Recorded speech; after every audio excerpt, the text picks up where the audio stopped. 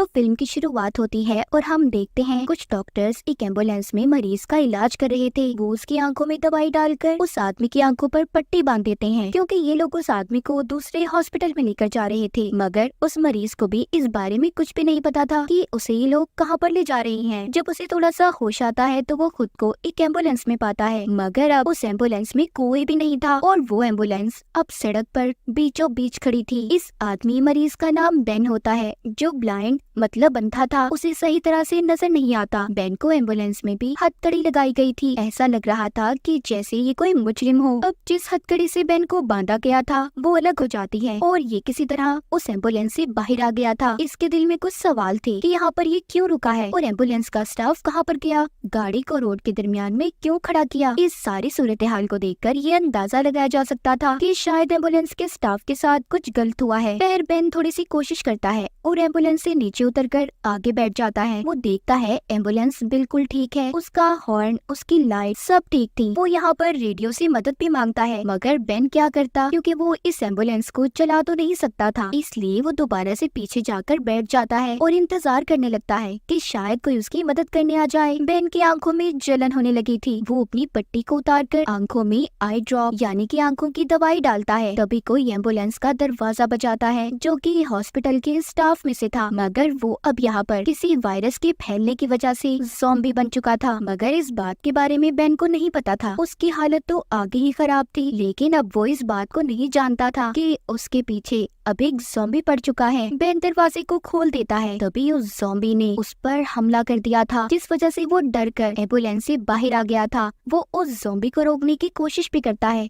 मगर ज़ॉम्बी को उसकी जुबान समझ ही नहीं आ रही थी। वो ज़ॉम्बी अजीब अजीब सी आवाज़ें निकालता है। बेन जब थोड़ा सा आगे जाता है तो आगे उसे महसूस होता है कि दो और आदमी गिरे हुए हैं, जिनके कपड़ों से हम ये अंदाजा लगा सकते हैं कि एम्बुलेंस के ये स्टाफ में से थे। मगर अब ये भी ज़ॉम्बी बनने वाले थे। इनके साथ हुआ कुछ यूँ था, जब ये बेन को लेकर जा रहे थे तो इन्होंने रास्ते में ज़ॉम्बी देखा और ये आम इंसान समझकर उसकी मदद करने के लिए जब बाहर आए तो उस ज़ॉम्बी ने इन पर हमला कर दिया और ये भी फिर ज़ॉम्बी बन गए। जैसा कि हमें पता है कि अगर कोई ज़ॉम्बी आम इंसान को काट ले तो वो भी ज़ॉम्बी बन जाता है। इनमें से एक आदमी जो भी ज़ॉम्बी नहीं बना था मगर जल्द ही बनने वाला था, वो बेन को यहाँ से भागने का कहता है। बेन बेचारा, जिसको सही तरह से नजर नहीं आ रहा था, उसकी आंखों के आगे अंधेरा था, वो बिना कुछ देखे वहाँ से भागने लगता है। बेन अब जिस इलाके में फंसा हुआ था वहाँ पर एक मारा नाम की लेडी ऑफिसर होती है, जो कि माँ बनने वाली थी। मगर इन सब के बावजूद भी वो अपनी ड्यूटी को पूरी तरीके से निभा रही थी। वो रोजाना की तरह अपना यूनिफॉर्म पहनकर ड्यूटी के लिए निकल जाती है, लेकिन उसे भी अभी तक ज़ॉम्बीज़ के बारे में कुछ नहीं पता चला था। रास्ते में जाते हुए उसे बेन का मैसेज मिलता है, जो उसने एम्बुलेंस में बैठकर रेडियो से मदद मांगी थी। अब मारा बेन की मदद करने का सोचती है, मगर जैसे कि वो माँ बनने वाली थी और इस हालत में वो बेन को कैसे उन ज़ॉम्बी से बचाएगी, कैसे उसकी मदद करेगी, ये सब अब हमें कहानी में आगे दिखाया जाएगा। उधर बेन को भी ये अंदाजा नहीं था कि उसके साथ क्या हो रहा है।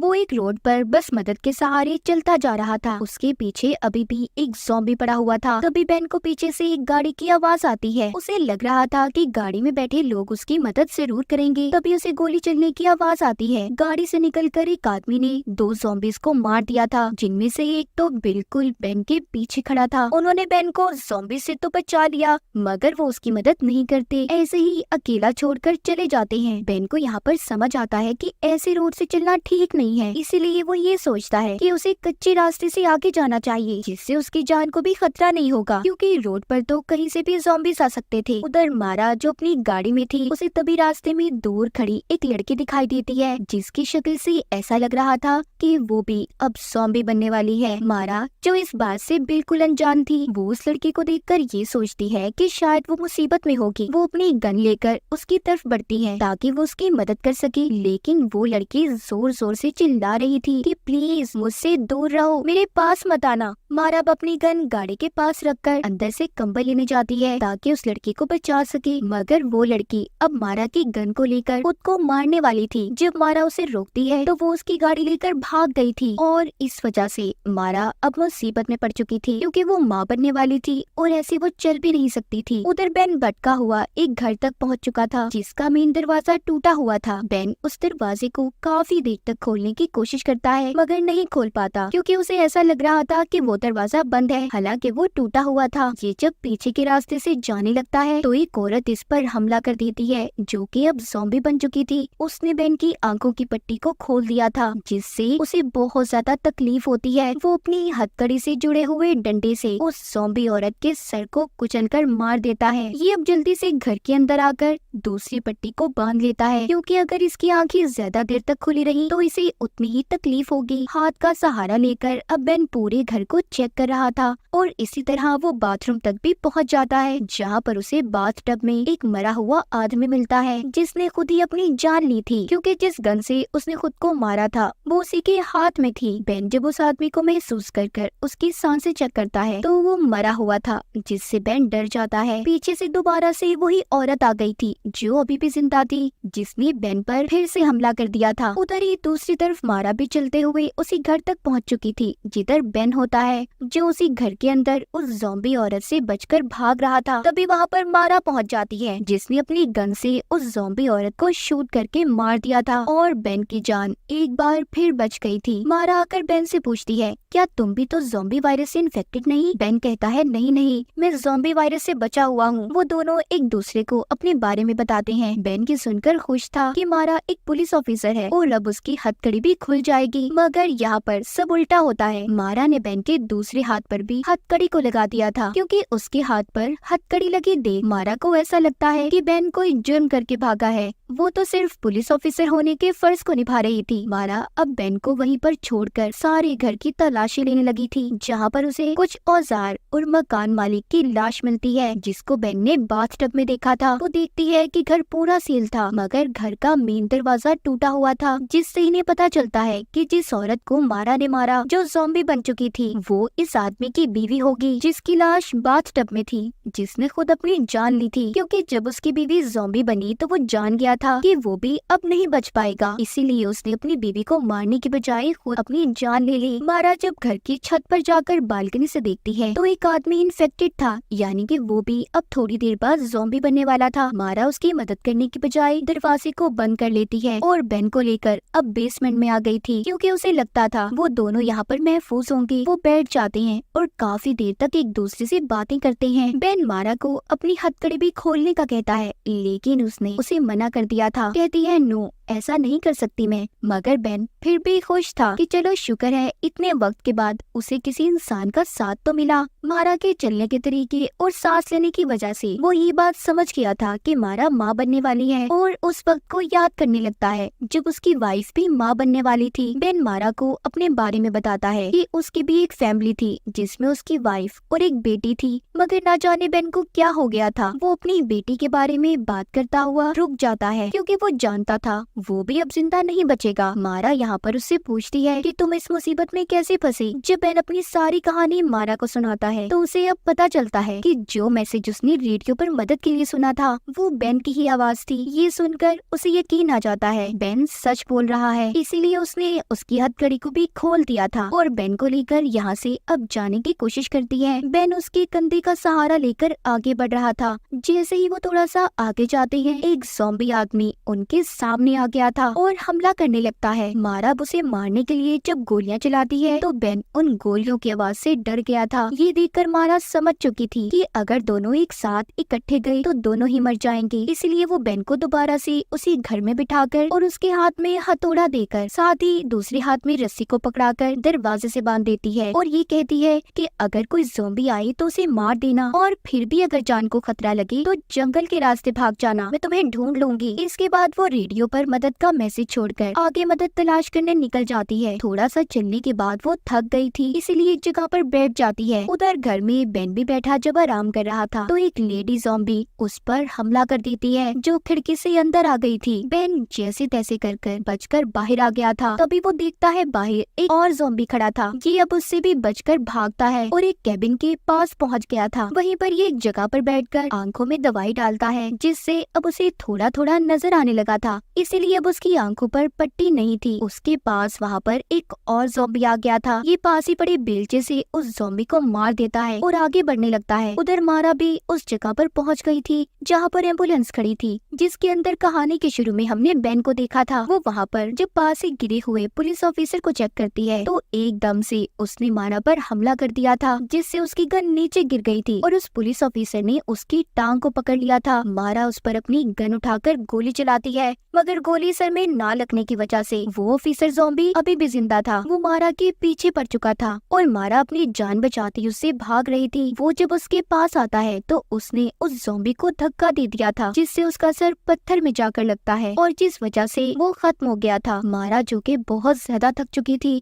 वो बहुत ज्यादा नहीं चल सकती थी, इसीलिए एक जगह पर आकर बैठ जाती है और एक दरख्त का सहारा लेकर आराम करने लगी थी। कुछ देर के बाद अब वो दोबारा से उसी एम्बुलेंस के पास जाती है। जब वो उसे चलाने की कोशिश करती है मगर उसकी बैटरी डेड हो चुकी थी, यानी कि बंद, क्योंकि बेन जब इसे चेक कर रहा था तो उसने उसे चलता हुआ ही छोड़ दिया था, जिस वजह से इसकी बैटरी अब खत्म हो गई थी। इसका मतलब मारा को यहाँ पर आने का कोई फायदा नहीं हुआ था। वो जब एम्बुलेंस के पीछे वाले हिस्से में जाकर देखती है तो वहाँ पर उसे बेन की कुछ मेडिकल रिपोर्ट्स और कुछ कागजात मिलते हैं, जिसमें लिखा था कि बेन को उसकी वाइफ और बेटे के मारने के जुर्म में पकड़ा गया है और बेन ने एक बार अपनी जान लेने की भी कोशिश की थी। अब मारा को याद आता है कि वो शायद इसी वजह से अपनी बेटी के बारे में बताता हुआ मुझे रोक गया था। रात भी होने वाली थी और खतरा भी बहुत ज्यादा था, इसलिए मारा वापस से उस घर के अंदर आ जाती है जिधर इसने बेन को छोड़ा था, मगर अब वो इसे वहाँ पर नहीं मिलता। बेन यहाँ से जा चुका था। वो अब उस घर में से मरे हुए आदमी के पास से गन लेकर बेन को ढूंढने निकल जाती है। उधर दूसरी तरफ हमें बेन दिखाया जाता है, जिसको अब कुछ थोड़ा थोड़ा नजर आने लगा था। वो एक घर के पास पहुँचता है जिधर रंग बिरंगी लाइट्स लगी हुई थी। जब वो उस घर के अंदर जाने लगता है तो उसमें से एक आदमी निकल कर आता है, जिसने एकदम से बेन पर गोली को चला दिया था, जो उसके सीधा कंधे पर जाकर लगी थी। वो आदमी अब इसे उठाकर अंदर ले आता है। दरअसल ये वही आदमी था जो बेन के आगे से कहानी के शुरू में गाड़ी लेकर गुजरा था और उसने बेन की मदद भी नहीं की थी। वो बेन के जख्म को ठीक करने के लिए शराब देता है ताकि वो उसे अपने जख्म पर डाल सके जहाँ पर इसे गोली लगी है, जिससे इसे सुकून मिलेगा। मगर वो ऐसा करने की बजाय बेन उस शराब को पी जाता है। अब वो आदमी बेन को एक शॉट गन देकर अपने सामने बिठा लेता है। दरअसल ये आदमी यहाँ पर अपने कजन के साथ आया था, जो अब ज़ॉम्बी बन चुका था और कुछ देर के बाद ये भी ज़ॉम्बी बनने वाला था। ये आदमी बेन से कहता है कि जब मैं ज़ॉम्बी बनूं तो मुझे मार देना। इसी दौरान उधर और भी ज़ॉम्बीज़ आ रहे थे। उधर मारा बेन को ढूंढते हुए उसी कैबिन तक आ गई थी, जिधर बेन ने रुककर अपनी आंखों में दवाई को डाला था। उधर जब वो उसकी दवाई की शीशी और पट्टी देखती है तो समझ गई थी कि बेन यहाँ पर जरूर आया होगा और इसी रास्ते से वो आगे गया है। उधर बेन के सामने वो आदमी जो आहिस्ता आहिस्ता ज़ॉम्बी बन रहा था।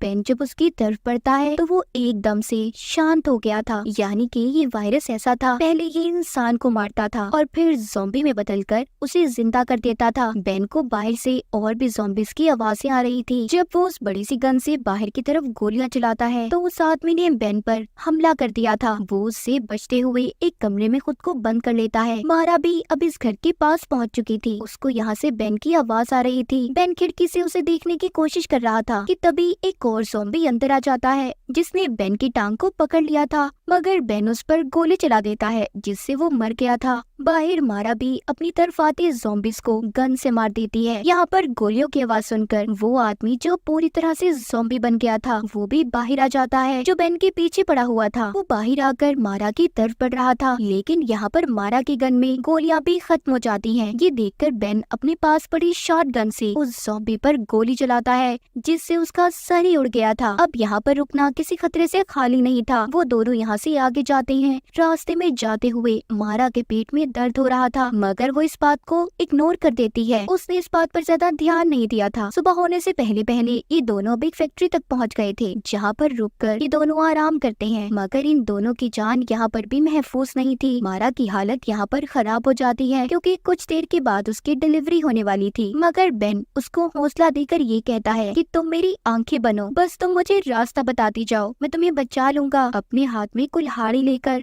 ये आगे बढ़ता है, लेकिन इधर भी बहुत से ज़ॉम्बीज़ आ गए थे। वो मारा को कहता है यहाँ से चले जाओ, मारा भाग भाग कर थक चुकी थी और थकन की वजह से एक कोने में बैठ जाती है। तभी यहाँ पर एक और ज़ॉम्बी आ गया था, लेकिन पीछे से बेन ने आकर उसे मार दिया। वो एक हथौड़े से उस ज़ॉम्बी को मार देता है। बेन अभी भी जिंदा था क्योंकि उसे ज़ॉम्बी बनने में कुछ वक्त था। वो अब गन लेकर मारा को बचाता है और दरवाजे तक ले आता है। उसने उसे उस फैक्ट्री से बाहर निकाल दिया था, मगर खुद अंदर ही रहकर दरवाजे को बंद कर लेता है और अपनी शॉटगन से सभी ज़ॉम्बीज़ को एक एक करके मार रहा था। बेन को इस बात से कोई फर्क नहीं पड़ता कि वो कुछ देर के बाद ज़ॉम्बी बन जाएगा, मगर वो खुश था कि उसने मारा और उसके बच्चे की जान को बचा लिया। मारा जो कि अब बाहर आ चुकी थी, उसकी हालत बहुत खराब थी। वो बेहोश होकर रोड पर ही गिर जाती है। तभी एक गाड़ी रुकती है जिसमें से एक आदमी ने उसे उठाकर अपनी गाड़ी में बिठा लिया था। फैक्ट्री के अंदर बेन की जिंदगी खत्म हो गई थी और इधर गाड़ी में ही मारा के यहाँ एक बच्चा पैदा हुआ। इस फिल्म में हमें ये नहीं बताया गया कि ज़ॉम्बी वायरस आखिर आया कहाँ से था और बेन की वाइफ और बेटी के साथ क्या हुआ था, मगर बेन मारा की जान बचाकर बहुत खुश था। उसे इस बात का भी गम नहीं था कि वो ज़ॉम्बी बन जाएगा। और इसी के साथ इस फिल्म की कहानी यहीं पर खत्म हो जाती है।